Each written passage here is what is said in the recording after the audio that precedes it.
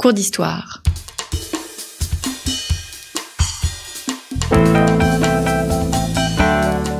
Une émission de la rédaction de Storia Voce.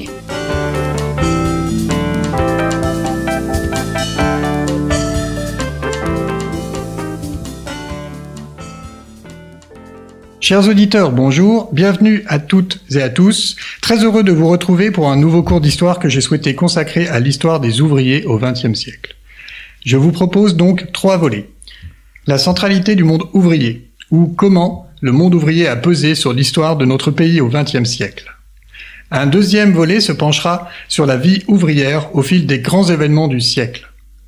Enfin, un dernier volet se penchera sur la place des femmes et des immigrés dans le monde ouvrier. Xavier Vignat, bonjour. Bonjour. Merci d'avoir répondu à notre invitation.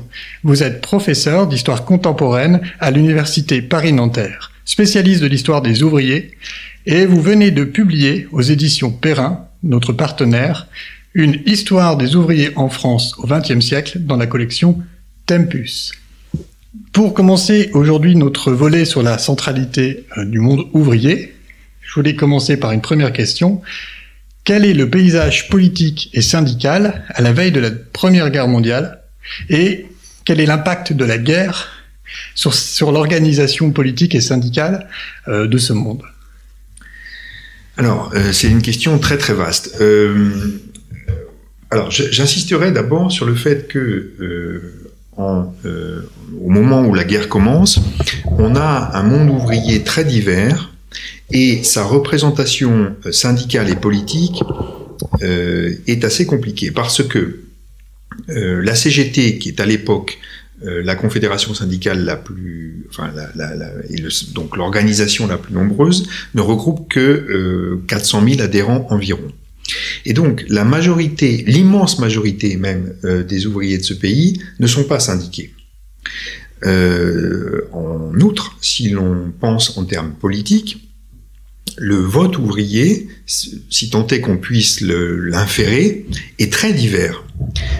C'est un point qu'on va retrouver pendant tout le siècle en réalité. Un des enjeux du livre est de déconstruire l'idée selon laquelle les ouvriers votent systématiquement à gauche. Voilà. Ça, c'est un point sur lequel j'insiste à plusieurs reprises. Évidemment, une partie des ouvriers, ceux les plus syndiqués, ceux les plus mobilisés, vont voter en 1914 donc pour la SFIO.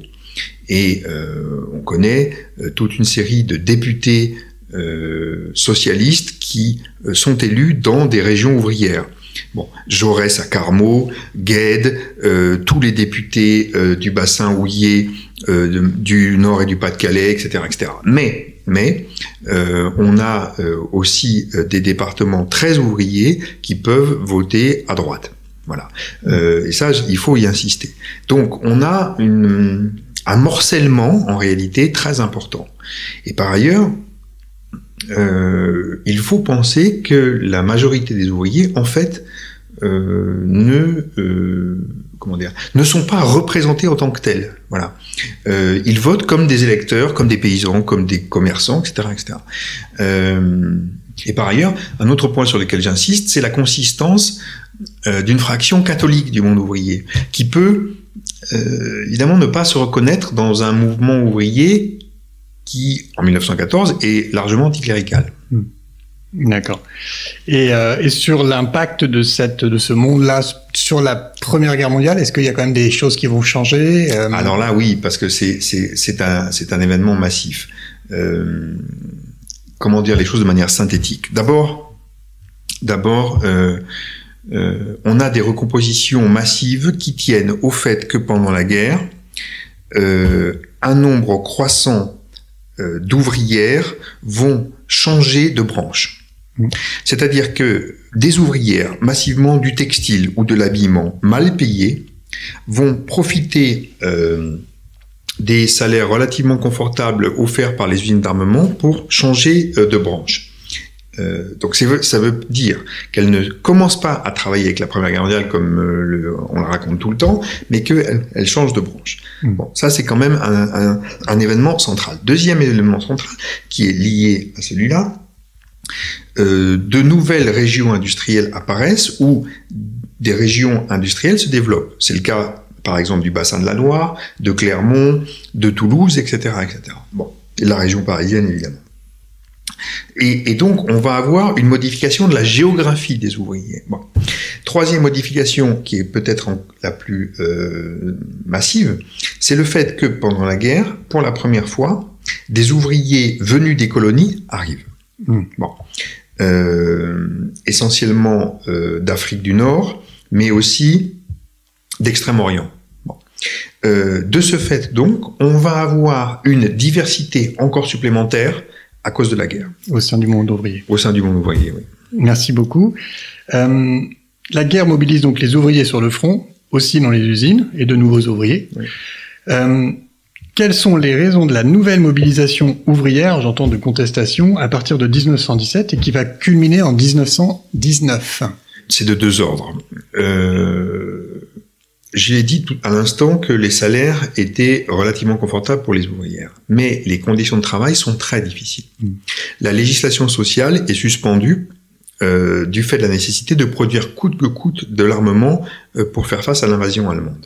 Et donc, les conditions de travail sont souvent très difficiles et parfois désastreuses. En particulier, je le disais tout à l'heure, parce qu'il faut produire de l'armement dans des espaces, sur des territoires qui n'étaient pas adaptés à ça. Par exemple, dans le bassin de la Loire, on estime qu'il y a environ 100 000 ouvriers et ouvrières qui travaillent. Bon, mais pour les loger, par exemple, on a des conditions qui sont épouvantables. Et le ministère de l'Armement, donc sous la direction d'Albert Thomas, comprend un service qui fait des enquêtes. Et dans les archives, on trouve des rapports d'enquête qui montrent à quel point, pour les ouvriers ouvrières français et surtout même pour les étrangers ou les coloniaux, la situation est apocalyptique. Bon, et donc il y a une espèce de tension là qui crée des ferments de revendication. L'autre élément, c'est que en parallèle, les salaires ne suivent pas l'inflation et donc il y a des difficultés parfois pour le ravitaillement. Le fait que aussi la guerre elle-même est contestée parfois. Bon. Et donc tous ces éléments-là contribuent à des tensions qui vont éclater fin 1916-1917. Et à la fin de la guerre, donc en 1918, quand le pays a le sentiment que désormais tout doit changer, il y a une immense aspiration que les ouvriers vont porter. Bon. Autour des 8 heures, mais pas seulement. Je passe maintenant aux années 20. Dans quelle mesure les communistes, je ne parle pas du Parti communiste encore, dominent-ils le monde ouvrier au début des années 20 ? Non, les communistes ne dominent pas le monde ouvrier dans les années 20. C'est un parti qui, à sa création en 1920, rassemble que quelques centaines de milliers d'adhérents et qui ne sont pas tous ouvriers. En réalité, le Parti communiste, qui s'est voulu le parti de la classe ouvrière, n'a jamais été, à aucun moment de son histoire, un parti qui a rassemblé la majorité des ouvriers. Il a pu, dans les années 50, rassembler une bonne part, pour autant qu'on le sache, des votes ouvriers. Mais en termes d'adhésion, il a toujours été un parti où les ouvriers ont été peu nombreux. Donc un parti parmi tant d'autres. Un parmi tant d'autres, et encore une fois, j'insiste sur le fait que des ouvriers se retrouvent socialistes, catholiques ou à droite. En 1936, quelle est l'influence ou le poids du monde ouvrier dans l'arrivée du Front populaire ? Et est-ce que les mesures prises par le Front populaire vont apaiser aussi le monde ouvrier ? Alors, il est clair que le vote ouvrier en 1936 a favorisé l'accession au pouvoir de cette coalition du Front populaire. On est là dans un mouvement où à la fois les mobilisations des socialistes, des communistes et des radicaux, la réunification syndicale, le poids des élections municipales de 1935, tout cela et cette union de la gauche a favorisé un vote ouvrier en faveur des candidats du Front populaire. Bon. Et dans ce moment-là en particulier, où le Parti communiste présente des candidats très ouvriers, on a cette identification forte entre une classe et un mouvement politique, le Front populaire. Bon. Dans ce cadre-là, et avec la vague de grève qui déferle à partir de fin mai et juin 36, on a la classe ouvrière qui, à ce moment-là, est en train de s'éprouver comme classe, a le sentiment que quelque chose est en train de s'opérer, une identification est en train de s'opérer. Mais et donc il y a toute une série de mesures qui vont être prises, qui traduisent les aspirations de ce monde ouvrier, notamment les 40 heures, les congés payés, les conventions collectives qui sont un point extrêmement important dans ce cadre-là. Pour autant, toutes les aspirations du monde ouvrier n'ont pas été entendues. Ouais. Je donne un seul exemple, et comme à chaque fois, dans ces mouvements de grève, l'organisation même du travail, la rationalisation n'est pas transformée ou limitée par les mesures adoptées par le Front populaire. D'accord. Donc je passe en 1947. Quelles sont à nouveau les raisons? Alors on aurait pu faire beaucoup de développement sur la guerre, mais on fera ça sur le volet suivant de l'émission. Quelles sont les raisons du mouvement de contestation, nouveau qui culmine après-guerre en 1947? Et à nouveau toujours cette question, et on y revient comme dans les années 19, est-ce que le parti communiste et les syndicats, notamment la CGT, ressortent renforcés de la crise? Alors, ce qu'il faut bien comprendre, c'est que à la Libération, dans l'imaginaire politique de la France, la classe ouvrière est la classe qui a résisté. Bon. Mais je dis que c'est dans l'imaginaire, je ne dis pas que c'est la réalité. Hein. Il faut bien distinguer les choses. Mais de ce fait-là, il y a une aspiration très forte du monde ouvrier qui a particulièrement pâti de l'occupation, de voir ses aspirations reconnues. Bon. D'autant plus que, au niveau politique, ce sont les forces issues de la résistance, et donc plutôt à gauche, qui gouvernent. Bon. Sauf que, précisément, les difficultés perdurent, et notamment le rationnement, oui. Et des conditions de travail qui sont extrêmement compliquées, parce que, à ce moment-là, je le rappelle, les organisations politiques et surtout syndicales, la CGT, condamnent l'organisation des grèves. Il s'agit, la priorité est de reconstruire le pays, et donc de produire. C'est la bataille de la production. Bon. On a donc un contraste entre une situation matérielle qui demeure très compliquée et une absence de débouchés politiques. C'est-à-dire que il y a une espèce de pression pour que le mécontentement ouvrier ne s'exprime pas. Et il y a une espèce, donc on est quand même dans une espèce de cocotte minute, si vous voulez, et en 47 ça explose. Ça explose parce que, à ce moment-là, le Parti communiste et la CGT qui voient qu'il y a toute une série de signes qui montrent qu'il y a une tension, la grève chez Renault en est un exemple, à ce moment-là, ils changent de position, ils poussent au contraire à ces revendications, et on a une déferlante de grève très importante et assez violente. Bon. Grève et dont vous faites état dans votre livre, oui, effectivement. Voilà. Et là, on est dans un moment où les grèves sont très dures, et sont très durement réprimées parce que on a un changement de signe, c'est-à-dire que les ouvriers qui étaient la classe héroïque, la classe résistante, deviennent en 47-48 les agents de Moscou. Et donc à ce titre-là, il faut les réprimer. Bon. Et ils sont réprimés très durement. Les grèves de 47, les grèves de mineurs de 48 sont très durement réprimées. Et donc ce mouvement conduit à un affaissement et un affaiblissement très important des organisations traditionnelles et notamment du PC et de la CGT. Voilà. Et donc là, on est dans un moment où, en fait, on a un affaissement du mouvement. Du mouvement, d'accord. Et justement, ça fait une très bonne transition pour la question suivante. On en arrive donc à la période des années 50-70. On parle de l'apogée un peu de la centralité ouvrière sur cette période-là. Et justement, à nouveau, est-ce que l'électorat ouvrier reste dans cette période-là acquis, ou en tout cas majoritairement acquis à la gauche? Est-ce qu'il y a une grande diversité en fait? Je pense notamment aussi au mouvement gaulliste qui va se développer dans la période. Ouais. Voilà, je vous laisse développer la partie. Alors, justement, la fin des années 50, c'est le moment sans doute où le Parti communiste est le plus en adéquation avec l'électorat ouvrier. Bon. Et c'est là où ce discours du parti de la classe ouvrière a sans doute le plus de légitimité. Bon.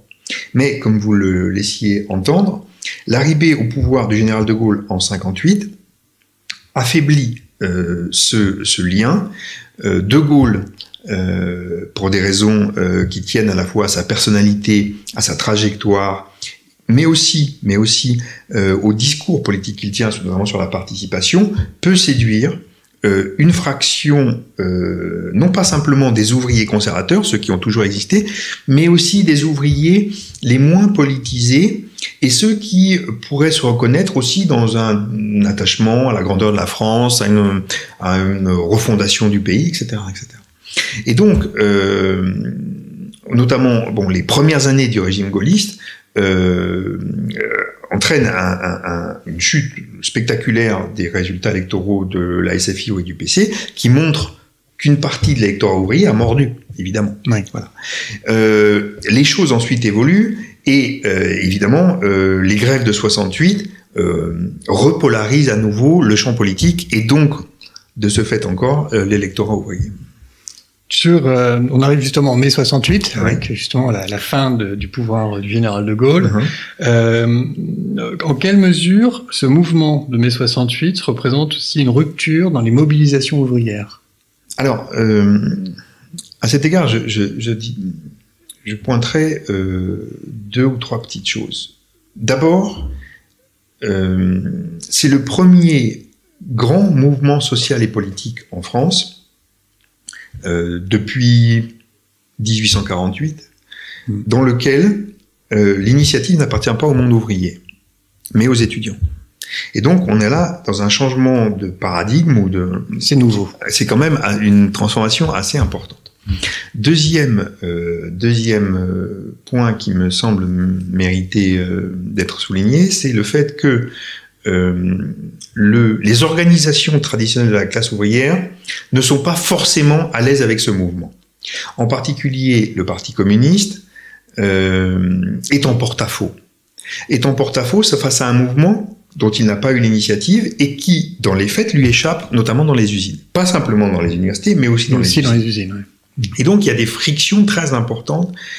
C'est habituel dans les mouvements qu'il y ait des frictions comme ça, mais elles sont plus importantes en 68, me semble-t-il. Et de ce fait-là encore, le mouvement ouvrier, même s'il est un peu renforcé par les grèves, l'est beaucoup moins qu'en 36, par exemple. Là, on estime que la CGT aurait gagné environ 400 000 adhérents, et la CFDT 100 000. C'est bien moins qu'en 1936, par exemple. D'accord. Et donc, on a le mouvement de grève le plus important de toute l'histoire de France, mais qui ne se traduit pas par une consolidation très importante du mouvement ouvrier. Ou, pour le dire autrement, ceux qui paraissent le plus en avoir profité, c'est la CFDT plus que la CGT. Oui, et donc, c'est un autre visage du mouvement ouvrier qui apparaît. C'est un changement aussi de ligne politique, voilà. En tout cas, à ce moment-là. Et on arrive justement en mai 68, on commence à approcher à la période de la désindustrialisation. On arrive dans les années 70 jusqu'aux années 80, avec ce que vous appelez la dissolution de la centralité ouvrière. Ouais. Face à la désindustrialisation et l'arrivée du pouvoir socialiste, il y a un espoir qui naît, mais vous parlez d'une victoire en trompe-l'œil. Est-ce que vous pourriez nous en dire un peu plus sur cette victoire ? Oui, c'est-à-dire que on est dans un moment très paradoxal. La fin des années 70, c'est ce que j'ai appelé l'apogée de la centralité ouvrière, c'est-à-dire que tout le monde prenait en considération le sort du monde ouvrier. Et la gauche, évidemment, s'en voulait, la porte-parole la plus authentique. De ce fait, on estime qu'aux élections présidentielles de 1981, autour de 70% des ouvriers auraient voté pour François Mitterrand au second tour. Ce qui est énorme. Ce qui est le moment où la gauche est sans doute la plus... l'adéquation entre inscription dans le monde ouvrier et vote à gauche, et ce lien est le plus important. Bon.